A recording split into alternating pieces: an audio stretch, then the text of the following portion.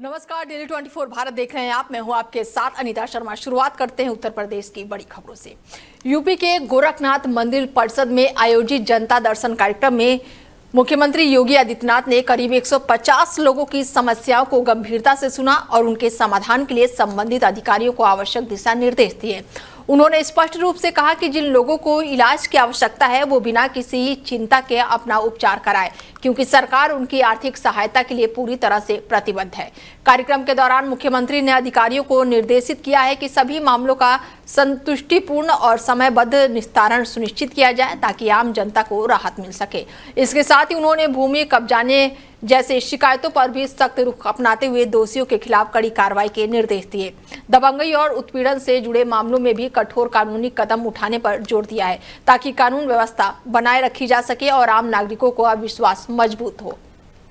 वहीं यूपी के कन्नौज में अपने करीबी के परिजनों को श्रद्धांजलि देने पहुंचे अखिलेश यादव ने कई राजनीतिक मुद्दों पर प्रतिक्रिया देते हुए सरकार पर तीखा हमला बोला। उन्होंने योगी सरकार के जापान दौरे को लेकर तंज कसते हुए कहा है कि कार्यकाल के दौरान इस तरह के दौरे होते हैं, लेकिन ये पहली बार है, पहले ही विदेश यात्रा की जा रही है। उनका कहना है कि यदि जमीनी स्तर पर काम हुआ होता तो प्रदेश में ही उद्योग और निर्माण कार्य दिखाई देते। साथ ही उन्होंने जापान के संदर्भ में ये भी कहा है कि केवल समझौता करने से विकास नहीं होता, बल्कि उसका असर जमीन पर दिखना चाहिए। वाराणसी के विकास को लेकर भी उन्होंने नरेंद्र मोदी पर निशाना साधते हुए कहा कि बनारस को क्योटा बनाने का वादा किया था और इसके साथ ही वास्तविकता जो है इससे बिल्कुल अलग है। शंकराचार्य से जुड़े मामले में भी उन्होंने तीखा हमला बोला। उन्होंने कहा कि बीजेपी किसी भी स्तर तक जाकर साजिश कर सकती है। उन्होंने ये भी कहा है कि राजनीतिक लाभ के लिए इस तरह की रणनीतियां अपनाई जा रही हैं।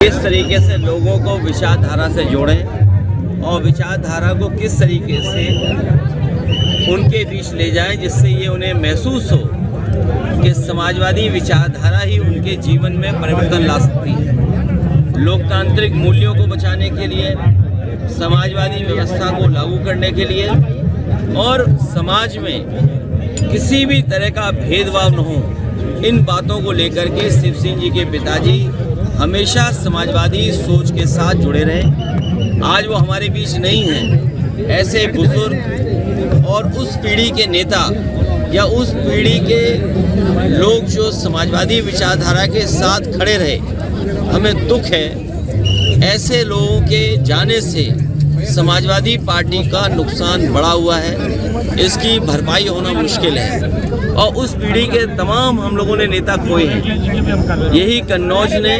बहुत सारे महत्वपूर्ण नेताओं को और डॉक्टर राममनोहर लोहिया, नेताजी, मुझे समाजवादी सोच के साथ यहाँ की जनता हमेशा जुड़ी रही। आज दुख में शामिल होने में आया हूँ। इस तरीके से लोग तो वहीं कौशाम्बी जिले की सदर तहसील में तैनात नायब तहसीलदार पर अवैध वसूली के गंभीर आरोप सामने आने से प्रशासनिक व्यवस्था पर सवाल खड़े हो गए हैं। आरोप है कि ओवरलोड डंपर के एक चालक को सरकारी वाहन में बिठाकर उससे हजारों रुपए की मांग की गई।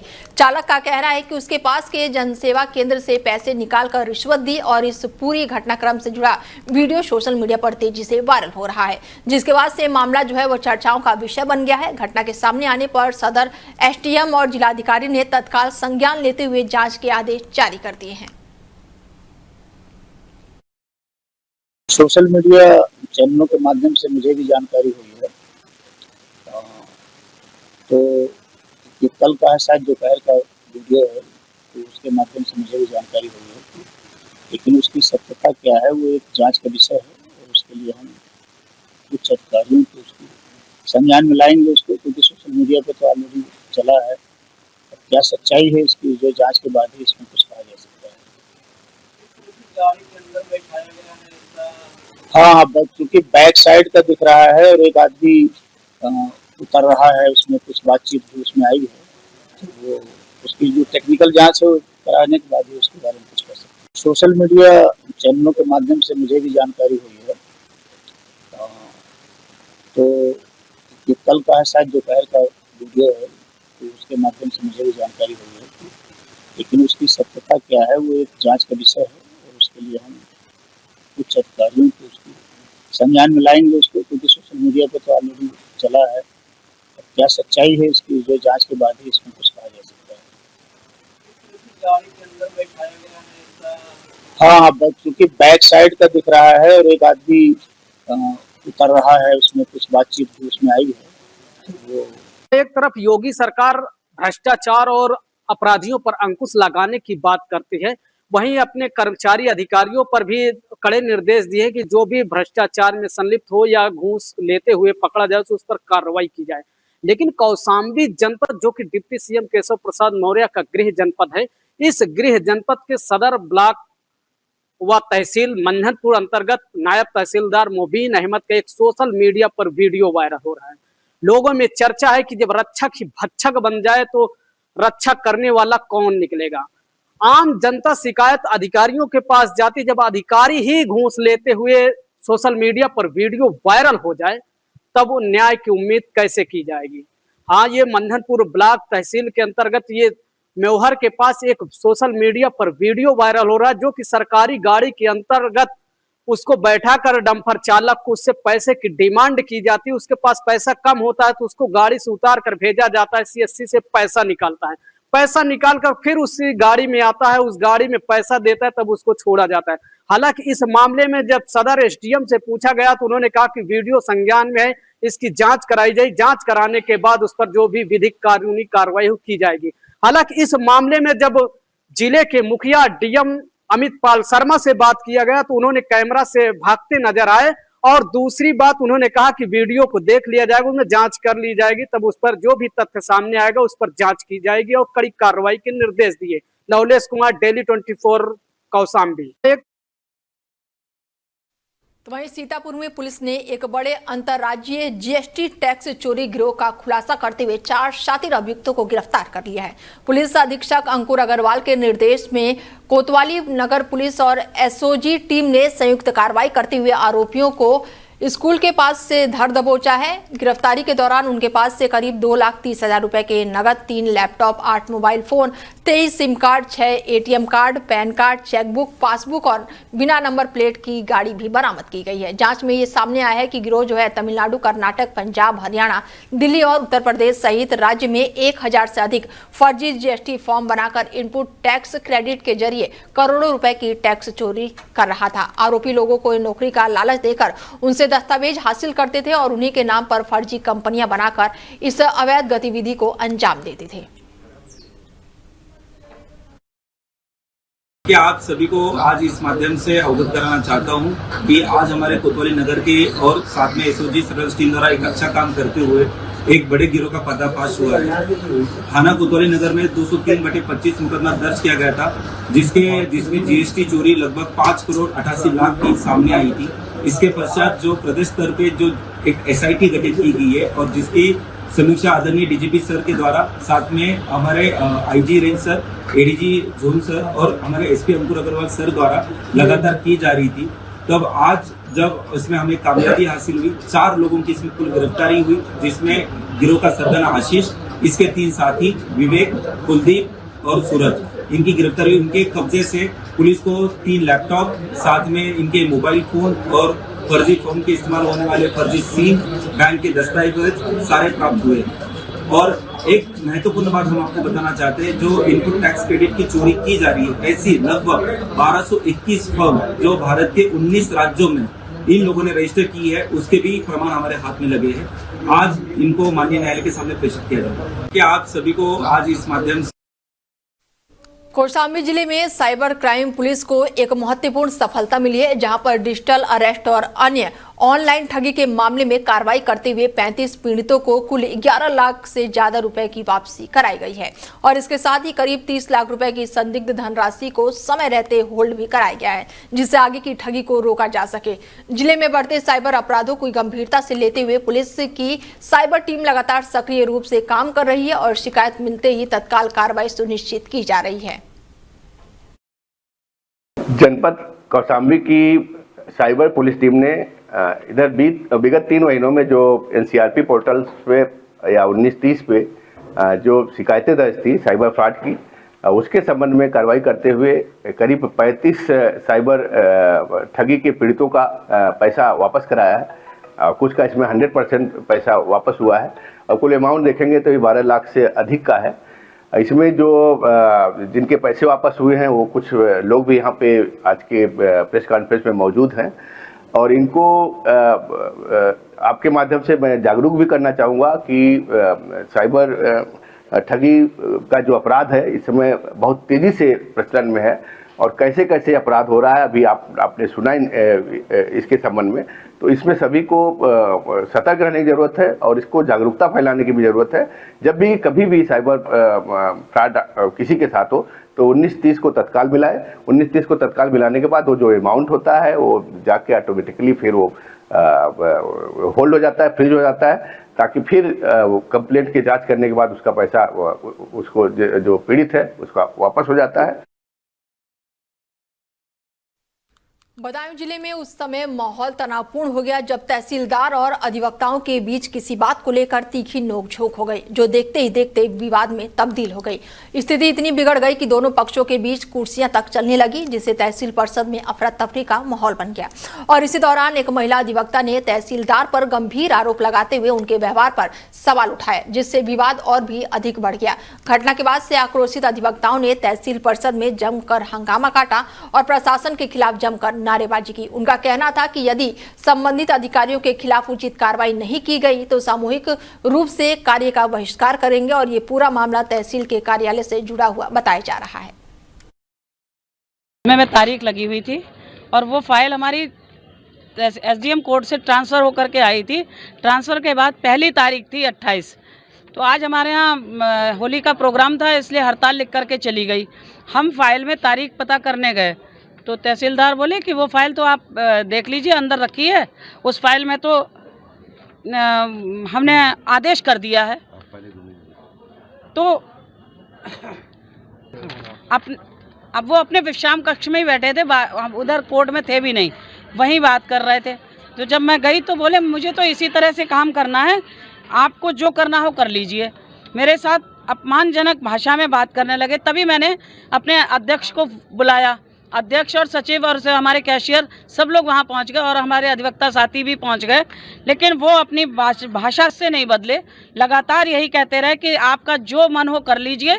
और मेरे महिला के साथ एक अभद्र भाषा का इस्तेमाल करा जो कि नहीं करनी चाहिए थी। तहसीलदार साहब का रवैया पहले से ही खराब रहा है। मेरे लिए जब फ़ोन आया कि वहाँ विवाद हो रहा है तो मैं और मेरे सामान्य सचिव संतोष यादव जी और राकेश पुष्कर जी, हम 3 लोग वहाँ गए।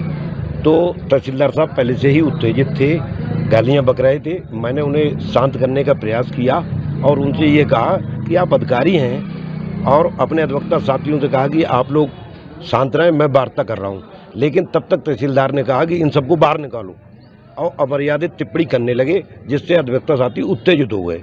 और इसके बाद उन्होंने धमकी दी है कि हम मुकदमा लिखवा देंगे, सब वकीलों को ठीक कर देंगे। ये उनकी भाषा शैली एक अधिकारी की नहीं होना चाहिए। तहसीलदार ने ये भी आरोप लगाया। तो वहीं यूपी के बदायूं जिले में एक बेहद ही दर्दनाक सड़क हादसे ने पूरे क्षेत्र को झकझोर कर रख दिया है, जिसमें इंटरमीडिएट के एक छात्र की जान चली गई है, जबकि उसके पिता गंभीर रूप से घायल बताए जा रहे हैं। ये हादसा थाना क्षेत्र के गांव पुल के पास का बताया जा रहा है, जहां पर तेज रफ्तार से आ रहे एक बाइक सवार ने सामने से आ रही पिता पुत्र की बाइक को जोरदार टक्कर मार दी। टक्कर इतनी जोरदार थी कि दोनों सड़क पर गिर गए और गंभीर रूप से घायल हो गए। इस हादसे में 22 साल के कौशल जो कि नागरीय अभय का निवासी है, उसकी मौके पर ही जान चली गई। और वहीं एटा जिले के अलीगढ़ क्षेत्र में अपनी बुआ के घर पर पारिवारिक कार्यक्रम में शामिल होकर वो वापस लौट रहे थे। वहीं उनके पिता की हालत जो है वो बेहद ही गंभीर बताई जा रही है, जिनका अस्पताल में इलाज चल रहा है। फिलहाल पुलिस पूरे मामले की जांच में जुटी हुई है। वहीं पुलिस ने शव को कब्जे में लेकर पोस्टमार्टम के लिए भेज दिया है। वहीं संभल में आगामी होली और रमजान जैसे महत्वपूर्ण पर्वों को शांतिपूर्ण और सौहार्दपूर्ण वातावरण में संपन्न कराने के उद्देश्य से पुलिस और प्रशासन ने एक शांति समिति की बैठक आयोजित की है। ये बैठक पुलिस अधीक्षक कृष्ण कुमार बिश्नोई के निर्देश में और क्षेत्र अधिकारी डॉक्टर प्रदीप कुमार की अध्यक्षता में संपन्न हुई है, जिसमें दोनों समुदाय के धर्मगुरु और ग्राम प्रधान के क्षेत्र के सम्मानित नागरिक बड़ी संख्या में उपस्थित रहे। बैठक के दौरान होली पर निकाले जाने वाले जुलूसों के मार्ग, समय और संवेदना संवेदनशील स्थानों की गहनता से समीक्षा की गई। प्रशासन ने स्पष्ट रूप से निर्देश दिया है कि सभी जुलूस केवल निर्धारित रूट और तय समय के अनुसार ही निकाले जाएंगे और इसके साथ ही कानून व्यवस्था बनाए रखने के अतिरिक्त पुलिस बल की भी तैनाती की गई है।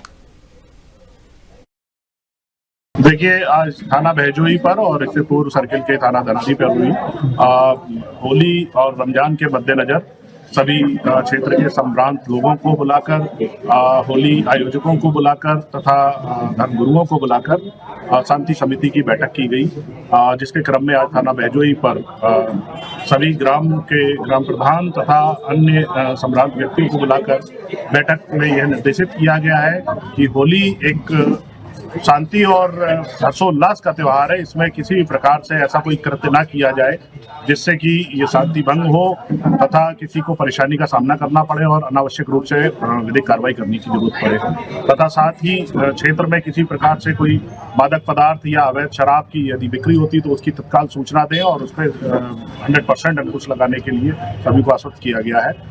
होली वाले दिन अनावश्यक रूप से किसी ऐसे व्यक्ति पर रंग आदि बलपूर्वक से ना फेंके जो नहीं खेलना चाहता है और साथ ही साथ होलिका दहन वाले दिन और होली वाले दिन भी नवयुवकों को यह सलाह दी गई है कि वो हुड़दंग करते हुए या अनावश्यक रूप से सड़क पर बाइक वगैरह चलाकर कोई दुर्घटना का शिकार ना हो, इस प्रकार के निर्देश दिए। देखिए, आज थाना बहजोई पर और इससे पूर्व सर्किल के थाना धनौली पर मैं प्रशांत कुमार, संचालक नोबल सिटी हॉस्पिटल नादा चौराहे की तरफ से सभी देशवासियों को होली की हार्दिक शुभकामनाएं देता हूं और सभी देशवासियों के अच्छे स्वास्थ्य की कामना करता हूं और सभी से यही कहूंगा कि थोड़ा रंगों से बचाव करें अपना और अच्छे से अपना खुशी से होली मनाएं। धन्यवाद। मैं चटिया धनवार इंडियन ग्रामीण वितरक पांडे तारा हरदोई प्रोपराइटर अंकित सिंह की ओर से रंगों के पर्व होली की हार्दिक शुभकामनाएं।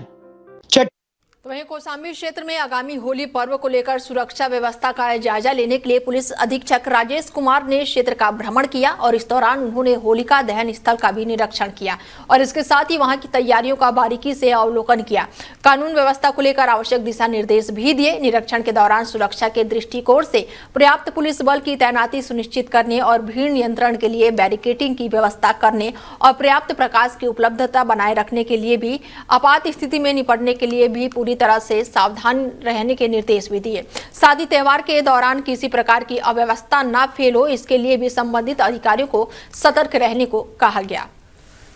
वहीं बलरामपुर जिले में एक चीनी मिल के स्थायी कर्मचारी ने प्रबंधन पर गंभीर आरोप लगाते हुए न्याय की गुहार लगाई है। करीब 23 सालों से मशीन ऑपरेटर के पद पर कार्यरत कर्मचारी का कहना है कि 2 फरवरी 2026 को तबीयत खराब होने के कारण उसने अवकाश लिया था। स्वास्थ्य में सुधार होने के बाद जब वो दोबारा ड्यूटी पर पहुंचा तो उसे एक शपथ पत्र पर हस्ताक्षर करने के लिए कहा गया। कर्मचारी के अनुसार बिना दस्तावेज को पढ़े हस्ताक्षर करने से मना करने पर उसे कार्यस्थल में प्रवेश करने से रोक दिया गया, जिससे वो मानसिक रूप से काफी आहत हुआ। घटना के दौरान उसकी तबीयत अचानक ही बिगड़ गई, जिसके बाद से उसे तत्काल ही अस्पताल में भर्ती करना पड़ा। पीड़ित का आरोप है कि उसके साथ अन्यायपूर्ण व्यवहार किया गया है और वो किसी भी पूर्व सूचना या फिर किसी भी सेवा समाप्ति की कोशिश की जा रही है। इस मामले को लेकर मुख्यमंत्री संबंधित अधिकारियों को पत्र भेजकर निष्पक्ष जांच की मांग की है। मैं 2 तारीख तक ड्यूटी किया, उसके बाद 3 तारीख को मेरा तबीयत खराब हो गया। मैंने सूचना दे करके मैं दवा कराने चला गया। करीब 15 दिन तक मैं अपना दवा का इलाज करवाया। उसके बाद में जब मैं ठीक हो गया तो मैं अपना काका के पत्थर मेडिकल वगैरह लेकर के मतलब मैं गया चीनी साहब के पास। चीनी साहब ने मतलब मेरा मेडिकल नहीं पास किया। उसके बाद में मैं ड्यूटी रात में 12 बजे मैं ड्यूटी आया, मुझे वापस कर दिया गया कि तुम्हारा मेडिकल नहीं पास हुआ। फिर दूसरे दिन मैं सुबह आया तो मुझे DK सिंह के पास भेजा गया। तो वहाँ मैं जब पहुँचा तो मुझे शपथ पत्र पर मुझे दस्तखत करने के लिए कहा गया कि आप इस काम पर दस्तखत करिए और शपथ पत्र पर दस्तखत करिए, जब आपको ड्यूटी पर लिया जाए। शपथ पत्र में क्या लिखा हुआ था? शपथ पत्र में मतलब अंग्रेजी में लिखा हुआ था, मैं पढ़ नहीं पाया। अंग्रेजी में टाइप किया हुआ था, तो अंग्रेजी में पढ़ नहीं पाया। तो मुझको बोले कि मतलब इस पर दस्तखत हो तभी तुमको ड्यूटी पर लिया जाएगा। उन्होंने आपसे कुछ कहा था? उन्होंने कहा तो उसके बाद थोड़ा बहुत मतलब कहा कि मतलब कोई मतलब आप प्रदेश में अगर ऐसी कोई घटना पाई जाती है तो तुमको मतलब टर्मिनेट कर दिया जाएगा, तुमको हटा दिया जाएगा। अभी इतना मतलब मैं पढ़ा उसमें तो मैं बोला कि सर मैं इसको दस्तखत नहीं करूँगा। मैं वहाँ से जाने लगा, मेरा थोड़ा तबीयत कुछ गड़बड़ मुझे जब महसूस हुआ कि मेरा कुछ तबीयत खराब हो जाएगा। उसके बाद में वहाँ मतलब सभी लोग मेरे ऊपर प्रेशर और दबाव बनाने लगे कि नहीं गप करो। उसी बीच में मेरा ब्लड प्रेशर हाई हो गया। मैं मतलब बेहोश होकर के वही ऑफिस में गिर गया। उसके बाद में स्ट्रेचर मंगा करके उसके बाद में मुझे नीचे लाया गया। नीचे एम्बुलेंस खड़ी थी। एम्बुलेंस को मुझे 3 मिनट अस्पताल में लाया गया और मेरा इलाज हुआ, सुई दवाई हुआ। तब तक मेरे परिवार वाले भी, घर वाले भी आ गए, मेरे माता पिता, मेरी औरत, मेरे बच्चे, सभी लोग 3 मिनट अस्पताल में आए। मेरा इलाज हुआ। उसके बाद में ठीक हुआ। फिर दूसरे दिन मुझे ड्यूटी पर लिया गया। वही खबर जालौन से है, जहां पर राजकीय मेडिकल कॉलेज में स्वास्थ्य सेवाओं की स्थिति और लापरवाही एक बार फिर से उजागर होती नजर आई है, जब मरीजों के वार्ड में चूहे की मौजूदगी का मामला सामने आया। वार्ड के भीतर मरीजों के बेड के पास चूहे खुलेआम घूमते हुए दिखाई दिए, जिसका वीडियो सोशल मीडिया पर तेजी से वायरल हो गया है और इस दृश्य ने अस्पताल की साफ सफाई और प्रबंधक व्यवस्था पर गंभीर सवाल खड़े कर दिए हैं। बताया जा रहा है कि चूहा मरीजों के बीच बेखौफ घूमता नजर आया है, जिससे वहां पर भर्ती मरीजों और उनके परिजनों में डर और हड़कंप का माहौल बन गया है। अस्पताल जैसे संवेदनशील स्थानों पर इस तरह की लापरवाही न केवल स्वच्छता के मानकों को अनदेखी को दर्शाता है, बल्कि मरीजों के सेहत के लिए भी खतरा पैदा करता है। तो वहीं राजधानी लखनऊ में होलिका दहन और होली पर्व 2026 को शांतिपूर्ण, सुरक्षा और सुव्यवस्थित ढंग से संपन्न कराने के लिए पुलिस प्रशासन ने व्यापक तैयारियां की हैं और इसी क्रम में कमिश्नरेट पुलिस की ओर से सुरक्षा और यातायात प्रबंधन को लेकर विस्तार से योजना की तैयारी की गई। पुलिस जो है वो पूरी तरह से कानून और व्यवस्था को जानकारी देते हुए तैयार नजर आ रही है और त्योहारों के दौरान शहर के संवेदनशील क्षेत्रों में अतिरिक्त पुलिस बल की तैनाती की जाएगी और लगातार निगरानी रखी जाएगी। उन्होंने बताया कि प्रमुख स्थानों, चौराहों और भीड़ भाड़ वाले इलाकों में सतर्कता बरती जाएगी।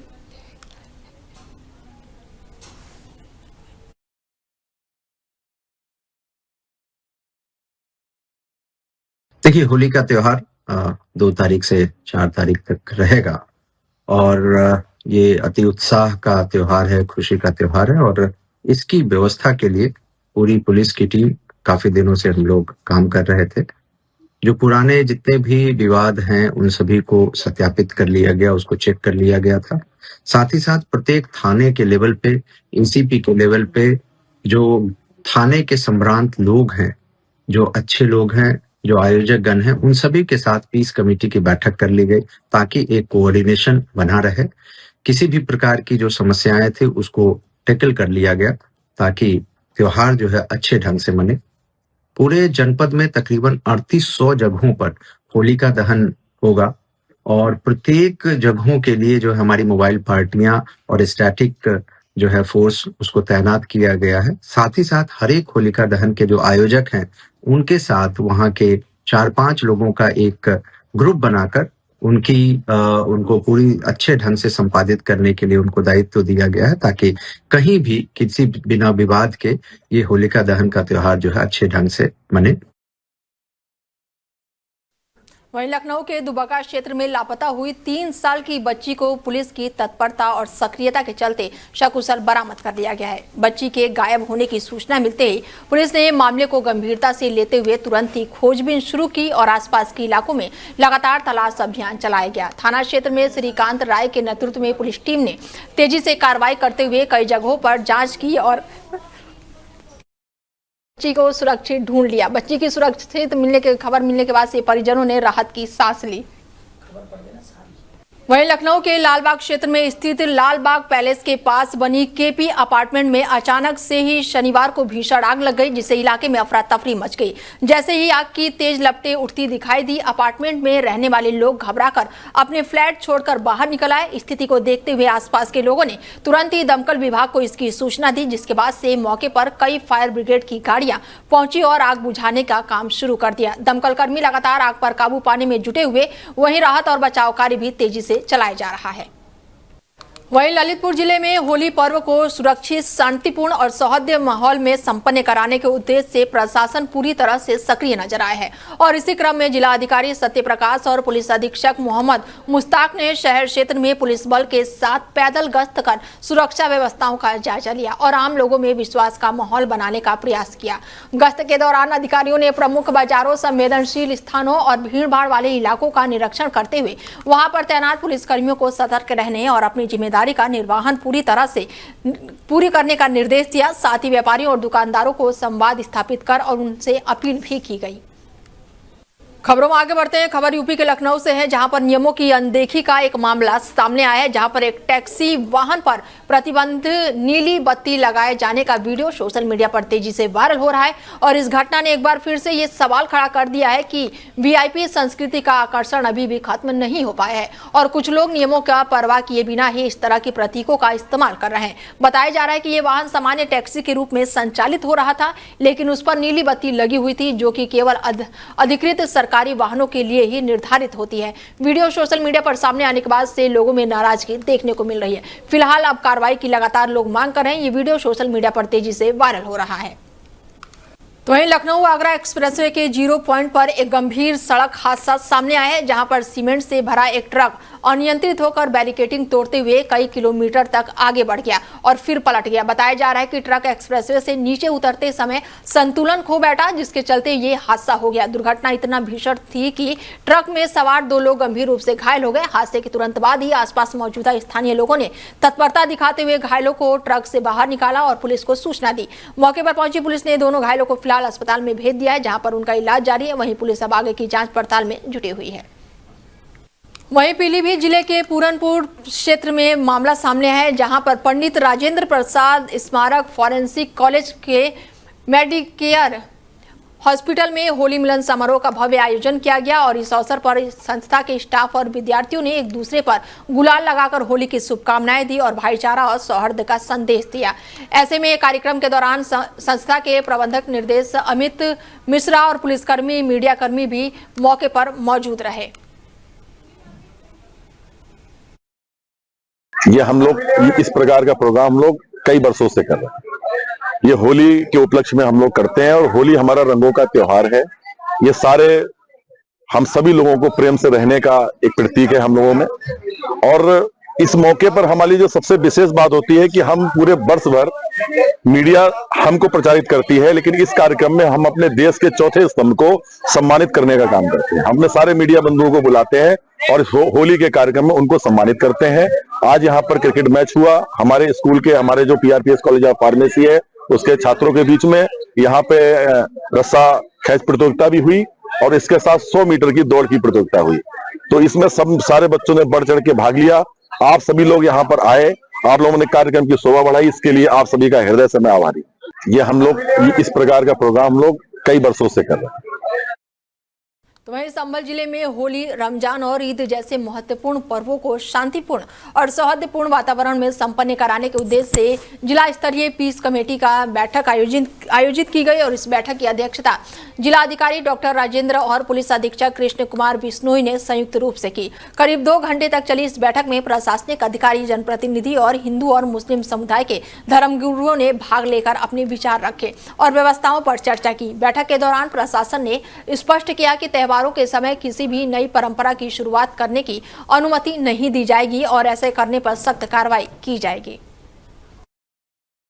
हम ये कहेंगे कि हमने यही पैगाम दिया है कि होली के प्रोग्राम में बाहम मुसलमानों को और दूसरे सभी लोगों को मिलकर आपस से आपने शांति के साथ निकालना चाहिए और भाईचारे का सबूत देना चाहिए और अफवाहों पर ध्यान न दिया जाए, बल्कि एक दूसरे को मुबारकबाद दी जाए। होली की भी मुबारकबाद दी जाए और रमजान की भी मुबारकबाद दी जाए। और हम सभी लोगों ने वादा किया है कि हम अपने अपने महलों में इसकी निगरानी करेंगे कि कोई बात जो है अफवाहों के ताल्लुक से खराब न हो, जिससे हमारे पूरे शहर, पूरे मुल्क में अमन शांत। एकादशी का जुलूस है वो सारे शांतिपूर्ण तरीके से संपन्न हुए।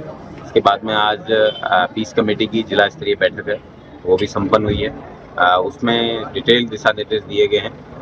सुरक्षार्थ शासन के द्वारा 3 कंपनी पीएससी भी प्राप्त हुई है, 2 प्लाटून पीएससी के साथ में 26 सिक्योरिटीज बनाई गई हैं। जनपद को 5 जोन और 16 सेक्टर्स में भी बांटा गया है। 1215 जगह होली का दहन है, वो 2 तारीख की शाम को होगा और 4 तारीख को होली का कलर है वो खेला जाएगा। इसके लिए जितनी भी धार्मिक स्थल है जो रास्ते में पड़ रहे हैं उनकी मुतवल्लिदी हैं, उन सबसे भी बातचीत करने के लिए सचिव को निर्देशित किया गया है। और मैं उम्मीद करता हूँ कि शांतिपूर्ण तरीके से होली का ये पर्व है, त्यौहार है, वो शांतिपूर्ण तरीके से संपन्न होगा और सभी लोग आपस में मिलजुल के इस त्यौहार को संपन्न कराएंगे। कितने पाबंदी? पीस कमेटी की मीटिंग अच्छी हुई है, पूरे जिले के सब हमारी जो कमेटी है पूरी आई। तो वहीं गोंडा जिले में अवैध खनन का मामला जो है सामने आया है, जहां पर रात के अंधेरे में जेसीबी मशीनों की मदद से खुलेआम खनन किया जा रहा है। बताया जा रहा है कि इस दौरान बड़ी संख्या में ट्रैक्टर ट्रॉलियां लंबी कतारों में खनन सामग्री ढोते हुए सड़कों पर नजर आती हैं, जिससे कभी भी बड़े हादसे की आशंका बनी रहती है। भारी वाहनों की लगातार आवाजाही से क्षेत्र में लोगों में भय और असुरक्षा का माहौल भी बना हुआ है। स्थानीय लोगों का कहना है कि इस तरह की गतिविधियां लंबे समय से जारी हैं, लेकिन जिम्मेदार अधिकारियों की ओर से कोई भी ठोस कार्रवाई नहीं की जा रही है और इससे खनन माफियों के हौसले बुलंद होते नजर आ रहे हैं और वो बिना किसी डर के अपने काम को अंजाम दे रहे हैं। हालात ये हो गए हैं कि नियमों की खुलेआम अनदेखी हो रही है, जिससे न केवल प्रशासनिक व्यवस्था पर सवाल खड़े हो रहे हैं, बल्कि आम जन की सुरक्षा भी खतरे में पड़ रही है।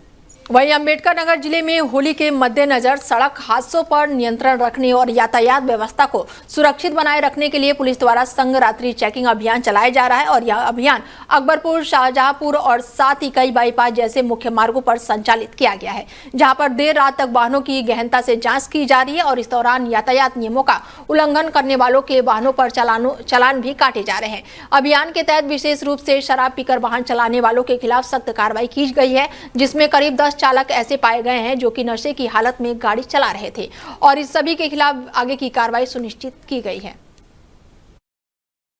मैं प्रशांत कुमार, संचालक नोवल सिटी हॉस्पिटल।